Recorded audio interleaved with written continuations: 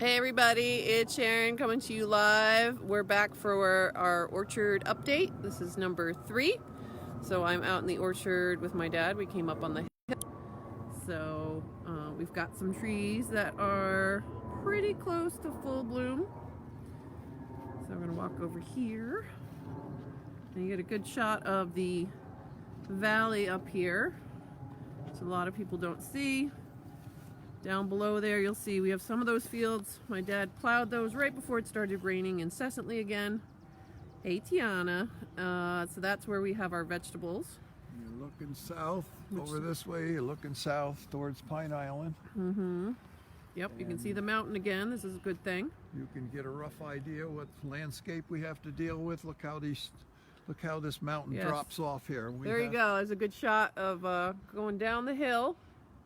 The bottom land there is probably 200, 250 feet lower than right where we're standing. Much colder down there, much warmer up here, and that's part of the reason you put an orchard, apple orchard or peach orchard up on a hill, so the cold air slides down the hill. And I would just share that was scary as all get out to be on a tractor on one of those rows and feel like you were going to fall over on your head. Luckily, I don't have to do that anymore. All right, so orchard update number 3. It's cold and wet. The sun just came out 5 minutes ago. It's been raining all day. We have a bad situation here. We've got trees that are 80% open. We should have bees right in these blossoms now working, but it's too cold and it's been wet all day long.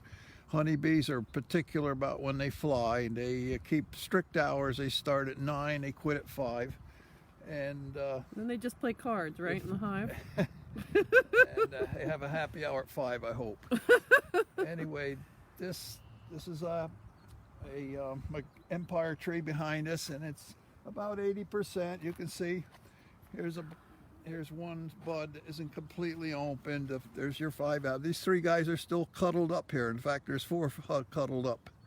That's cold. That's the king apple there. The rest of them are all open for business, ready for the bees. Here's another bud opened later. There's the king flower. He's open and ready. The others are waiting. Now, on a bad year of pollination, where we don't get good weather, these late openers will be the ones that set apples, and the other guys will never get pollinated, so there never will be an apple here. So we just got some beehives. I forget the beekeeper's name, but they are out and around here somewhere. So everyone, please say a little prayer for some sunshine the next few days, because we really need to get our bees into the orchard.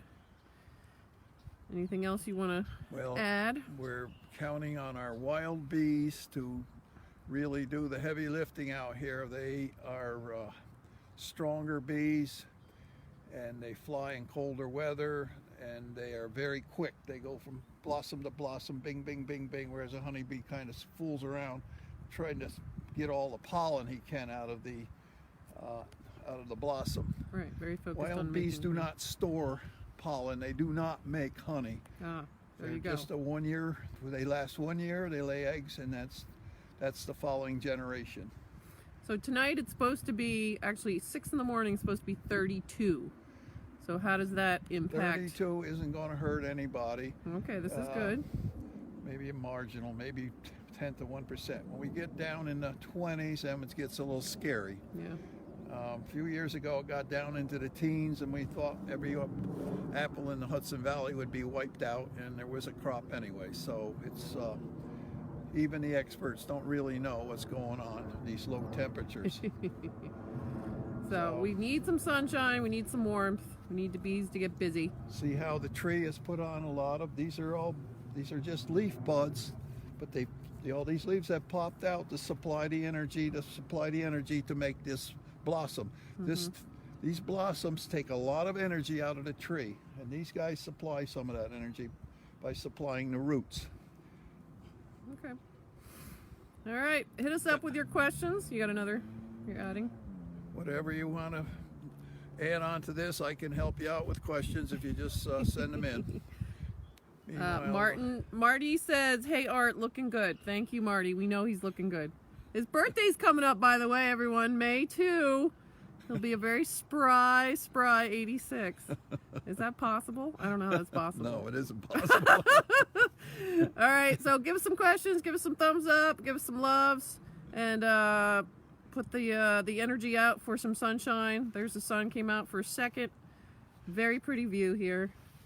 Because we need the sun to do a bunch of other work too. This is where we grow all the pumpkins and the squash and the tomatoes and everything down there on that plowed land.